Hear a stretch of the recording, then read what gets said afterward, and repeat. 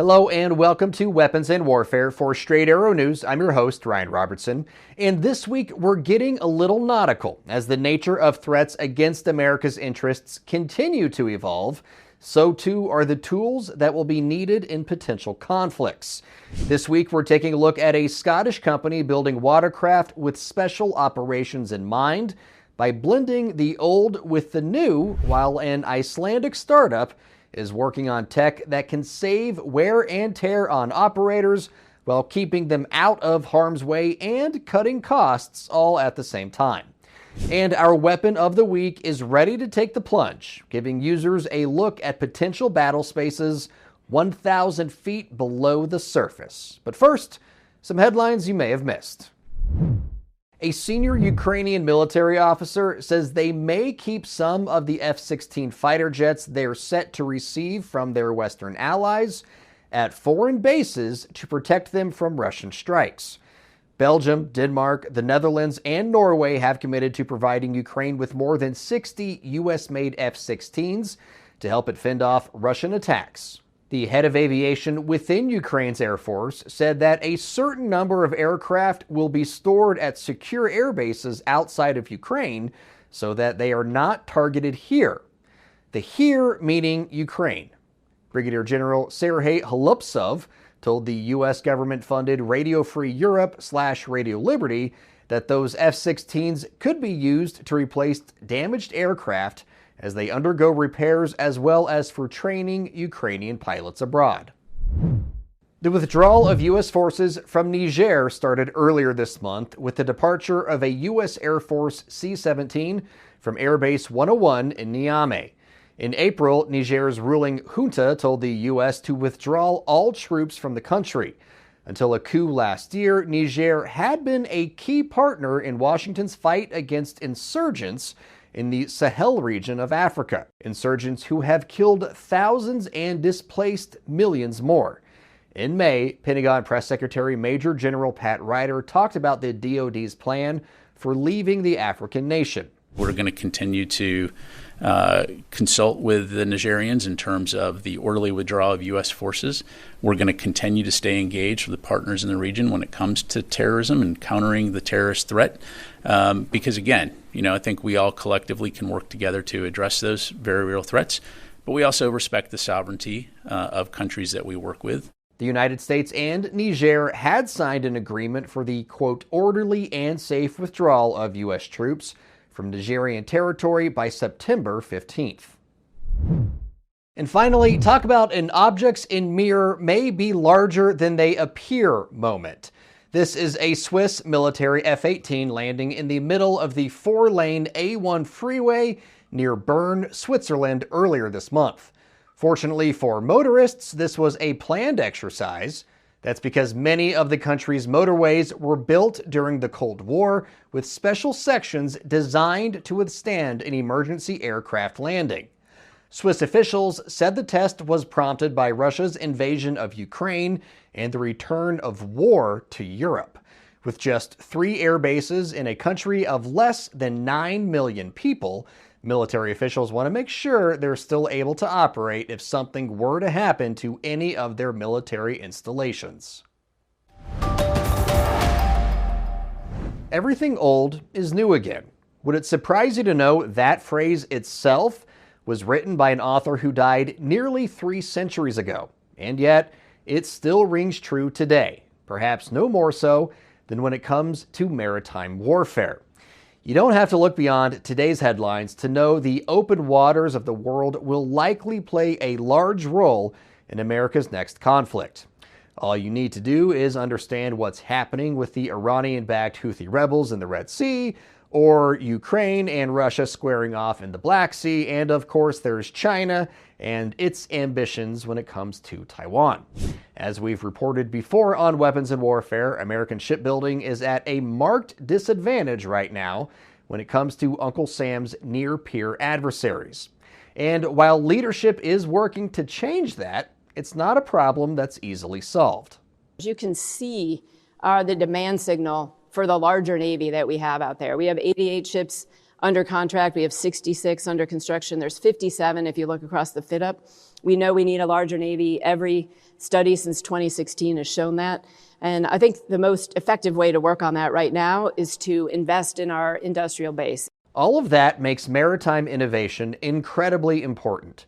Fortunately, several defense contractors are bringing new and innovative solutions to the table.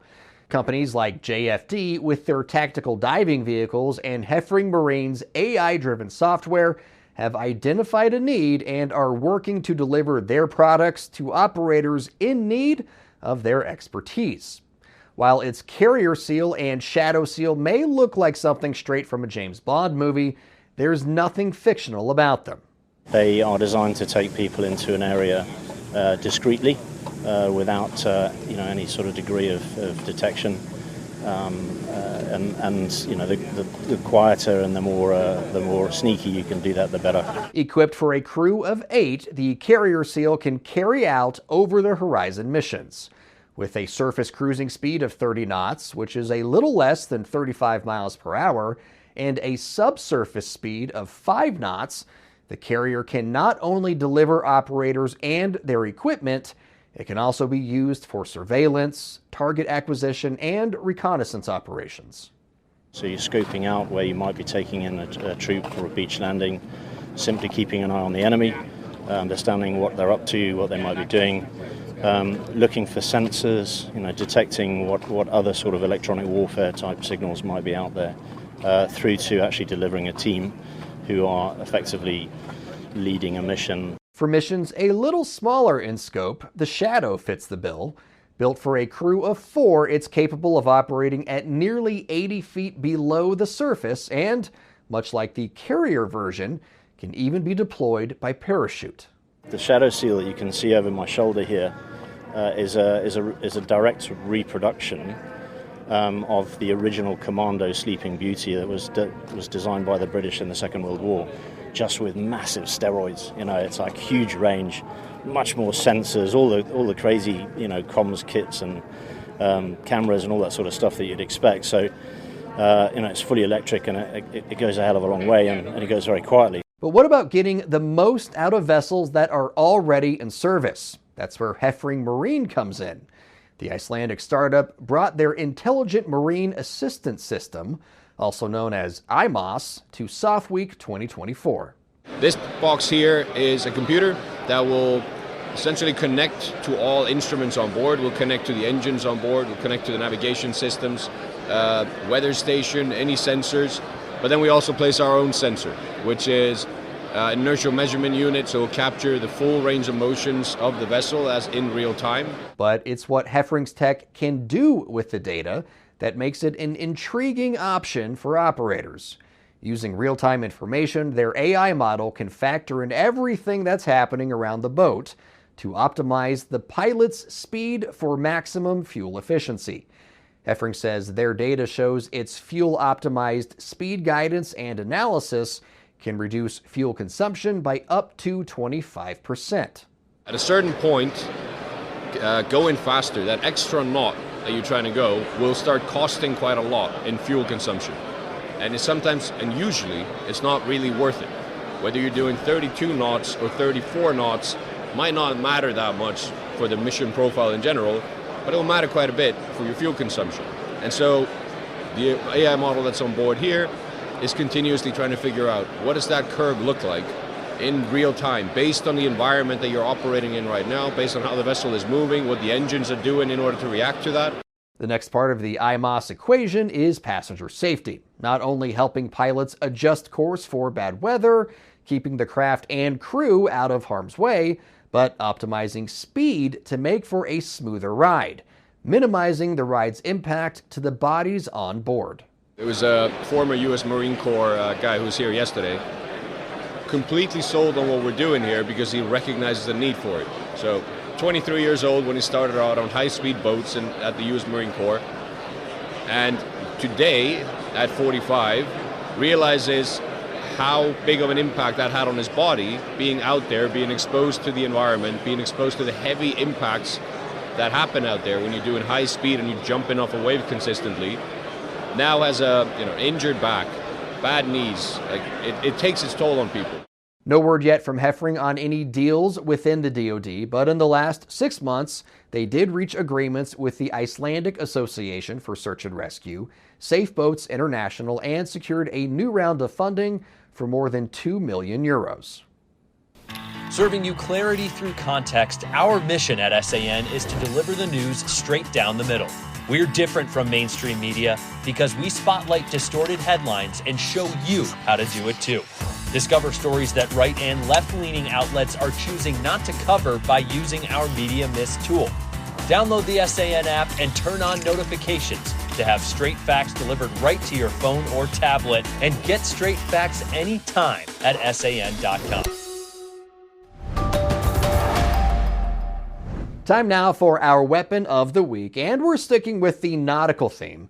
Chances are, if you cracked open a book in middle school, you know roughly 71% of the Earth is covered by water. What you may not know is we've only explored about 5% of those waters. That's where Blueye Robotics comes in. This is the X3 ROV, or Remotely Operated Vehicle. On the market since 2021, the X3 carries a proven track record. If you haven't seen it before, you've likely seen the results of its capabilities. In 2022, the Nord Stream 1 and 2 gas pipelines in the Baltic Sea were blown up. At 260 feet below the surface, it was too deep for divers to inspect the damage, but not the X3, which was used to get a close look at the damage done. We feel it's incumbent upon those of us that have access to the sea to provide that information to the world. So once we had the clearance to go to that space, we provided that video and information to the world so they could make their own decision about what happened. Not only can this ROV provide amazing images, but it's also built to be user-friendly. The controller offers a large screen with easy-to-use features. If you've played handheld video games, you can probably operate the X3. We believe that if it's easy and dependable, you'll use it. And that's our ultimate goal, is to have folks doing the job that they would normally do, but doing it in a safer and or more efficient manner. Capable of reaching depths of 1,000 feet, the X3 can be fitted with an array of tools, from lights to sonar, even a gripper, in case you drop your keys or something at the bottom of the ocean.